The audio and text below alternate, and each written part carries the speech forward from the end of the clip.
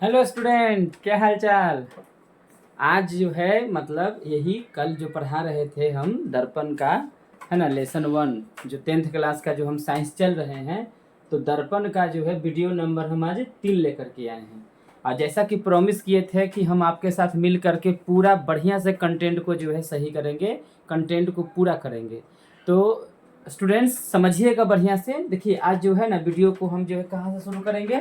जैसा कि कल हम खत्म किए थे, कल खत्म किए थे कि मतलब प्रतिबिंब में वास्तविक प्रतिबिंब और काल्पनिक प्रतिबिंब कंप्लीट किए थे। आज देखिएगा, आज हम सीखेंगे परावर्तन के नियम।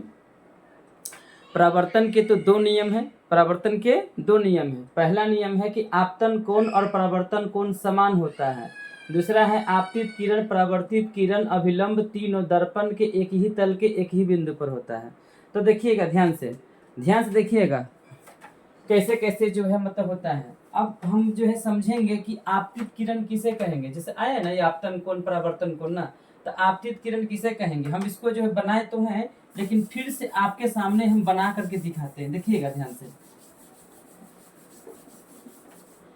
दर्पण के सतह पर, दर्पण के सतह पर कोई किरण आता है ना बच्चा, तो उसको कहते हैं आपतित किरण। बोलिए क्या कहेंगे, आपतित किरण। और दर्पण से टकरा करके जो लौट जाता है उसको कहते हैं परावर्तित किरण। दर्पण की सतह पर जो किरण आ रहा है उसको कहेंगे आपतित किरण, और दर्पण से टकरा करके जो वापस लौटता है उसे कहते हैं परावर्तित किरण। और आपतित किरण परावर्तित किरण के बीच में जो लंबवत होता है 90 डिग्री पर, इसे कहते हैं अभिलंब। आपतित किरण और परावर्तित किरण के बीच में जो होता है उसे कहेंगे अभिलंब। इसी में देखिएगा कि आपतित किरण और अभिलंब के बीच में जो कोण होता है उसको कहते हैं आपतन कोण। कौन सा कोण कहेंगे जी, आपतन कोण। और अभिलंब और परावर्तित किरण के बीच में जो कोण होता है उसको कहेंगे परावर्तन कोण। देखिएगा बच्चा, यहीं पर समझिएगा, हम जो बोल रहे हैं ना केवल उसी को ध्यान दीजिएगा। दर्पण की सतह पर जो किरण आता है उसे कहेंगे आपतित किरण। दर्पण से टकरा करके जो वापस लौट जाता है उसे कहेंगे परावर्तित किरण। आप ये आपतित किरण और परावर्तित किरण के बीच में जो 90 डिग्री पर जो खड़ा होता है उसे कहते हैं अभिलंब। और आपतित किरण और अभिलंब के बीच में जो कोण होता है उसे कहते हैं आपतन कोण। और अभिलंब और परावर्तित किरण के बीच में जो कोण होता है उसे कहते हैं परावर्तन कोण। ये देखा गया है बच्चा कि आपतन कोण और परावर्तन कोण का मान बराबर होता है। आपतन कोण और परावर्तन कोण का मान बराबर होता है। दूसरा, आपतित किरण परावर्तित किरण, समझिएगा, आपतित किरण जाकर के यहाँ पर मिला, परावर्तित किरण यहाँ पर मिला, और अभिलंब जो है यहाँ पर मिला। तीनों एक ही बिंदु पर मिलता है, तो यही परावर्तन के नियम है। परावर्तन के नियम तो हम समझा दिया कि आपतित किरण, परावर्तित किरण, अभिलंब तीनों दर्पण के एक ही तल के एक ही बिंदु पर होते हैं। ठीक है, अब यहाँ से आपका मेन चीज पता है, 10th क्लास के लिए जो इम्पोर्टेंट होता है, ये शॉर्ट क्वेश्चन में आता है, 2 नंबर का क्वेश्चन है ये। 2 नंबर के प्रश्न जो आते हैं कि परिभाषा दीजिए, तो परिभाषा कैसे दीजिएगा, तो समझिएगा, मेरे साथ तैयारी करिए ना, सब हो जाएगा। ठीक है, तो कैसे करना है। अब परिभाषा, मुख्य अक्ष, दर्पण का मुख्य अक्ष किसे कहते हैं, ध्यान दीजिएगा बच्चों। मुख्य अक्ष को ही दूसरा नाम प्रधान अक्ष, इसी का दूसरा नाम वक्रता त्रिज्या है। कल के वीडियो में आपको बता रहे थे ना कि गोलीय दर्पण ऐसा होता है, इसको आधा से काटते हैं तो ए पट बन गया अवतल दर्पण, आई तरफ बन गया उत्तल दर्पण। तो जब ये आप जो त्रिज्या जो लेते हैं ना, इसका ना त्रिज्या लेते हैं, तो यही है प्रधान अक्ष, इसी का दूसरा नाम है मुख्य अक्ष। ये रेडियस है, त्रिज्या है, तो इसको कहते हैं वक्रता त्रिज्या। तो परिभाषा क्या देंगे, तो दर्पण जिस गोले का भाग होता है, दर्पण जिस गोले का भाग होता है उसकी त्रिज्या को कहते हैं वक्रता त्रिज्या। उसके अक्ष को कहते, मतलब सेम वही चीज है, तीनों एक नाम है। मुख्य अक्ष, ये सॉरी यहाँ पर मुख्य अक्ष, प्रधान अक्ष और वक्रता त्रिज्या, तीनों जो है ना, या लगा दिए ना, या का मतलब एक ही है। ठीक है, वक्रता त्रिज्या को संकेत में कहते हैं किसे, आर से। किसे दिखाते हैं बच्चा, आर से। तो वक्रता त्रिज्या का परिभाषा कि दर्पण जिस गोले का भाग होता है उसकी त्रिज्या को हम कहेंगे वक्रता त्रिज्या। अब बात करते हैं मुख्य फोकस। तो मुख्य फोकस का परिभाषा देना होगा तो कहेंगे कि मुख्य अक्ष के समांतर आपतित किरणें परावर्तन के बाद जिस बिंदु पर काटती है वही तो है फोकस। मुख्य अक्ष के समांतर आपतित किरणें परावर्तन के बाद जिस बिंदु पर काटती है उसे कहेंगे मुख्य फोकस। और वक्रता केंद्र का परिभाषा देना होता कहेंगे कि दर्पण जिस गोले का भाग होता है उसके केंद्र को वक्रता केंद्र कहते हैं। दर्पण जिस गोले का भाग होता है उसके केंद्र को वक्रता केंद्र कहेंगे। ठीक है। उसके बाद वस्तु दूरी। तो वस्तु दूरी का अगर परिभाषा दिखाना हो तो ये देखिएगा, दर्पण से, ये दर्पण है, दर्पण से कोई वस्तु खड़ा है, दर्पण से कोई वस्तु खड़ा है तो जितना दूरी पर खड़ा है ना उसको कहेंगे वस्तु दूरी। दर्पण से वस्तु जितना दूरी पर खड़ा है उसे कहेंगे वस्तु दूरी। कभी आप बाल झाड़े हैं, तो बाल झाड़े हैं तो आईना को ऐसे रख करके हम लोग ऐसे बाल झाड़ते हैं, तो कितना दूरी पर है, इतना दूरी पर तो है, तो दूरी को कहेंगे वस्तु दूरी। उसके बाद क्या पढ़ना है, प्रतिबिंब दूरी। तो दर्पण का प्रतिबिंब दर्पण से जितना दूर पर बनता है, जैसे देखिएगा यहाँ पर प्रतिबिंब बना, टेंशन नहीं लीजिएगा, प्रतिबिंब कैसे बनता है यही सिखा देंगे। तो दर्पण का प्रतिबिंब दर्पण से जितना दूरी पर बनता है उसे कहते हैं उसका प्रतिबिंब दूरी। दर्पण का प्रतिबिंब दर्पण से जितना दूरी पर बनता है उसे कहते हैं प्रतिबिंब दूरी। फिर फोकस दूरी। फोकस दूरी कहते हैं कि दर्पण के फोकस और ध्रुव के बीच की दूरी को, दर्पण के फोकस और ध्रुव के बीच की दूरी को कहते हैं फोकस दूरी। समझिएगा, दर्पण के फोकस और ध्रुव के बीच की दूरी को कहते हैं फोकस दूरी। ठीक है। और फोकस दूरी को संकेत में F कहते हैं, प्रतिबिंब दूरी को V कहते हैं और वस्तु दूरी को U कहते हैं। समझते जाइएगा बच्चा, एकदम A to Z आपको एकदम टोटल समझ में आएगा। अगर नहीं समझ में आता हो तो वीडियो को पीछे करके आप उसको देख लीजिएगा। ठीक है। प्रतिबिंब निर्माण। प्रतिबिंब निर्माण का दूसरा नाम है किरण आरेख की बनावट। अरे हम तो ऐसा कह देंगे ना कि जुबान पर साइंस आपका याद करवा देंगे, जुबान पर साइंस।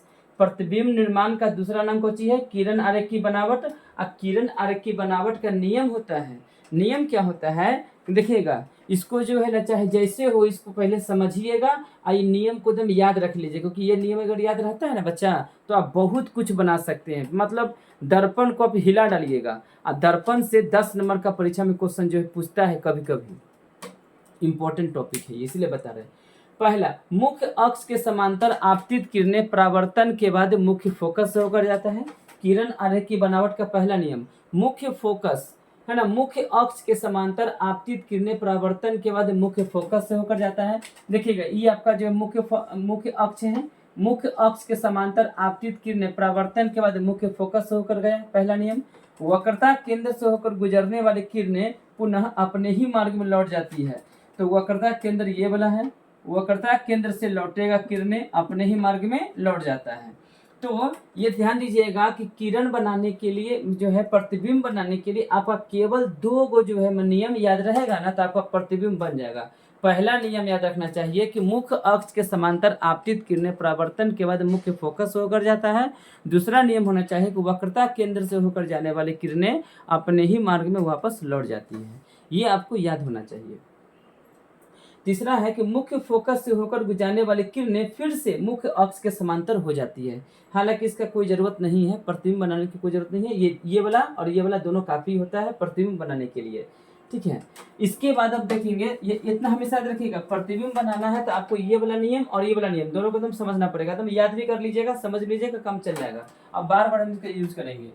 कार्तिकीय चिन्ह प्रणाली। कार्तिकीय चिन्ह प्रणाली का मतलब बच्चा जो होता है कि दर्पण में किसको हम प्लस में कहेंगे, किसको माइनस में कहेंगे।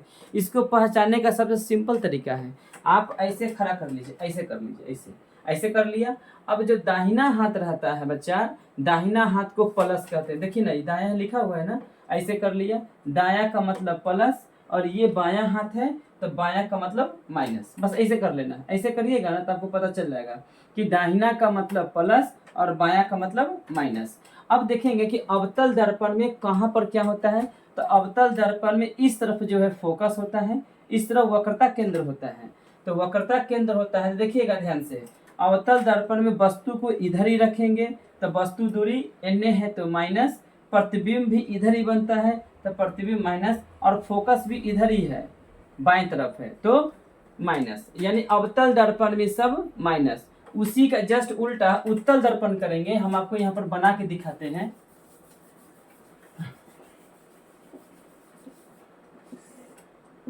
ये उत्तल दर्पण है बच्चा।